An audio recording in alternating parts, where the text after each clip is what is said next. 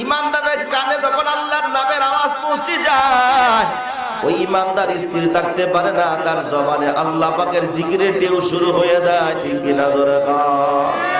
বিশ্বাস যদি না হয়, যাও উজানের ময়দানে, যাও সরমনার ময়দানে, যাইয়া দেখবা কত আল্লাহর পাগল দৌড়ায়। ঠিক কিনা জোরে কর। সালার চটের উপর দিয়া দৌড়ায়, পুকুরের পাড় দিয়া দৌড়ায়, দিন নাই রাত্র নাই, ঘুরে আর বলে আমার মাওলা কয়,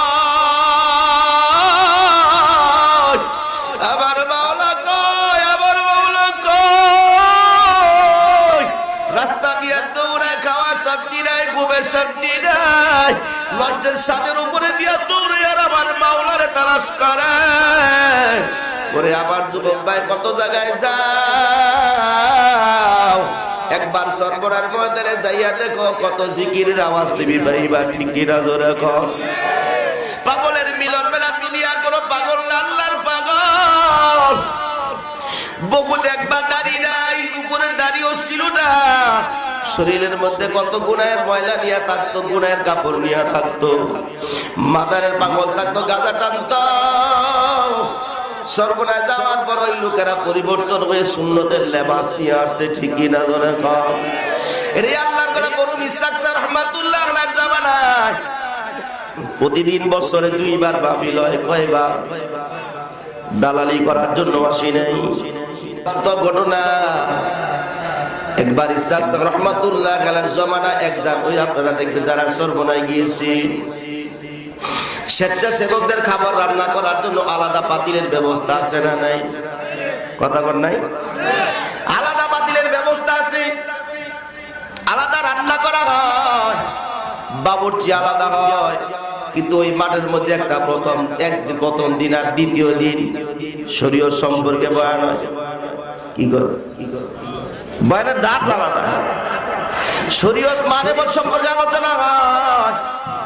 প্রথম দিন আলোচনা হয়ে যাওয়ার পর মাগরিবের নামাজের পর দ্বিতীয় দিন আলোচনা হইতেছি, বাবুর্চি সাহেব চুলার মধ্যে আগুন ধরে ভাত রান্না করতেছে, টকবক করে পানি ফুটতেছি।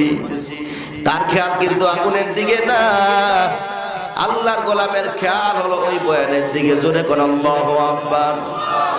যখন মানব সম্পর্কে, আল্লাহর পরিচয় সম্পর্কে আলোচনা শুরু হয়, ওই বাবুর্চি লাফায় আর বলে আল্লাহ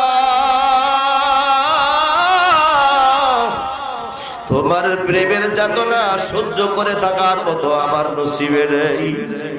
ওরে মালিক, তোমার পাওয়ার জন্য তো সর্বনাশ ময়দানে আসছি। আমি তোমার পাওয়ার জন্য কত রাস্তা দিয়া করি, বাজারে যাই, বিভিন্ন জায়গায় যাই, তাহাজ্জুদের বিছানার মধ্যে সিজদা দিয়া তোরে কত তালাশ করি। ওরে আমার মালিক, তোর প্রেমের ভিতরে এত মজা, দুনিয়ার সব কষ্টগুলো আমার শরীরে লাগে না। এই কথা বলে গরম পানিগুলা তার শরীরের মধ্যে যে পাতিল 5-6 জন আলগাইতে পারবে না, এই কথা বলে গরম পাতিলের পানিগুলো আলগিয়ে তার শরীরের মধ্যে ঢেলে দেওয়া শুরু করছি। আল্লাহর গোলাম কাঁদতে আর বলে দুনিয়ার আগুন আমার কাছে কিচ্ছু না, আমার কাছে তোমার প্রেমের আগুন বড় দাম। আমার শরীর তো আগে তোমার প্রেমে পোড়ায় বানাইছে, আল্লাহ তোমার প্রেমের যাতনা সহ্য করতে পারি না। পাতিলটা ফেলে দিয়ে আগুনের মধ্যে লাফ দিয়া পড়ছে।